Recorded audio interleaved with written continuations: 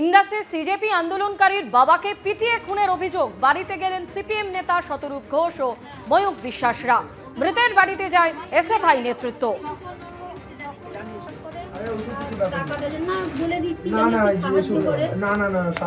টাকা চাইছি না, মানে আগের মতো শিক্ষিত দেশের যেন উন্নতি হয় সেটার চিন্তা করে, কারণ ওদের গোটা দেশ জুড়ে যেদিনকে ফিরেছে 27 তারিখ সেই দিন থেকে টার্গেট করে। হ্যাঁ, পশ্চিমবাংলায় 15 বছর তৃণমূলের সরকার চলেছে, স্কুলগুলোর অবস্থা তৃণমূলের আমলে হয়েছে। কেউ তো বলছে না যে 3 মাস বিজেপি এসছে বলে 3 মাসের মধ্যে স্কুলগুলোর এই দশা হয়ে গেছে। সুতরাং এখানে আব্দুল যে ছবি তুলে ধরছিল মানুষের সামনে, তা তো তৃণমূলের আমলে, মমতা ব্যানার্জির আমলে স্কুলের এই অবস্থার ছবি তুলে ধরছিল। বিজেপির রাগ হলো কেন যে তার বাবাকে পিটিয়ে মেরে ফেলতে হলো? তার কারণটা হচ্ছে বিজেপি চায় না শিক্ষা নিয়ে, সরকারি শিক্ষা নিয়ে, সরকারি স্বাস্থ্য ব্যবস্থা নিয়ে কথা হোক। এখানে যদি হিন্দু মুসলমান করতো, ইমাম ভাতা পুরোহিত ভাতা করতো, ওকে মাথায় তুলে রাখা হতো। যেরকমভাবে হুমায়ুন কবির দাঁড়িয়ে বললো আমি সমস্ত মুসলমানকে জড়ো করে বিজেপির মুর্শিদাবাদ জেলা সভাপতিকে গুম করে দেবো, খুঁজে পাওয়া যাবে না। শুভেন্দু অধিকারী বিধানসভায় দাঁড়িয়ে বললো যে হুমায়ুন কবিরকে গ্রেপ্তার করা হবে, ব্যবস্থা নেওয়া হবে। কি হলো? যারা ওই প্রোগ্রামে যারা মাইক বেঁধেছিল, যারা মাথা বেঁধেছিল, তারা গ্রেপ্তার হলো। আর হুমায়ুন কবির গিয়ে দেখি শুভেন্দু অধিকারীকে কমলা রঙের গোলাপ ফুল দিচ্ছে, না গোলাপি রঙের গোলাপ ফুল দিচ্ছে। হুমায়ুন কবিররা গ্রেপ্তার হবে না, কারণ ওরা হিন্দু মুসলমানের রাজনীতি করছিল। আর আব্দুল যেহেতু শিক্ষা নিয়ে রাজনীতি করছিল, আব্দুল যেহেতু স্বাস্থ্যর কথা বলছিল, তাই এটা ওর অপরাধ হয়ে গেল, বাবাকে মরতে হলো। বিজেপির নতুন দায়িত্বপ্রাপ্ত পদাধিকারীদের অভিনন্দন। নবনিযুক্ত এই দল সাংগঠনিক অভিজ্ঞতা, উদ্দীপনা একত্রিত করেছে। আমার বিশ্বাস নতুন দল বিজেপিকে শক্তিশালী করবে এবং মানুষের স্বার্থে কাজ করবে। পোস্ট প্রধানমন্ত্রী নরেন্দ্র মোদী।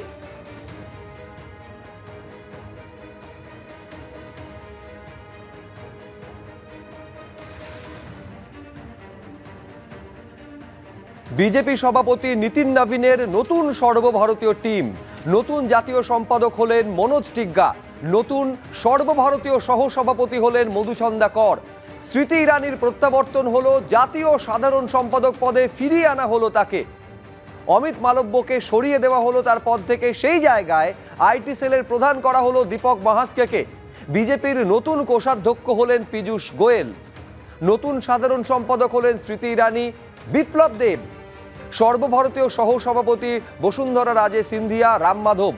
অর্থাৎ নতুন যে সর্বভারতীয় টিম গঠন করলেন বিজেপির সর্বভারতীয় সভাপতি নীতিন নবীন, তাতে বেশ কিছু রদবদল লক্ষ্য করা গেল। পশ্চিমবঙ্গ থেকে অন্তত 2 জন এই সর্বভারতীয় টিমে তারা জায়গা পেলেন।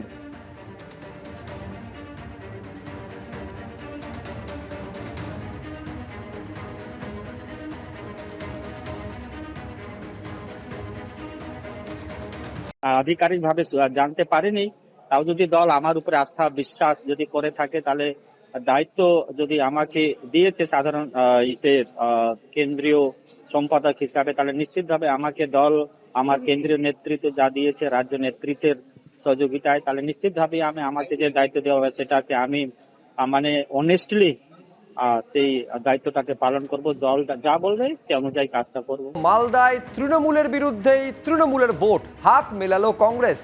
তৃণমূল পরিচালিত মালদা জেলা পরিষদে অনাস্থা প্রস্তাবে ভোটাভুটি। তৃণমূলের সভাধিপতি সহসভাধিপতির ইস্তফার পরই অনাস্থা প্রস্তাব আনা হয়। কংগ্রেসের সমর্থনে বিক্ষুব্ধ তৃণমূলের অনাস্থা প্রস্তাব পাশ হয়ে গেল।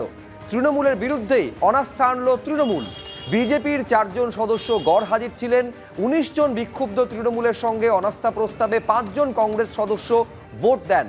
দলের নির্দেশে আমরা এই ভোটাভুটির মধ্যে নেই বলে দাবি করেছে বিজেপি নেতৃত্ব।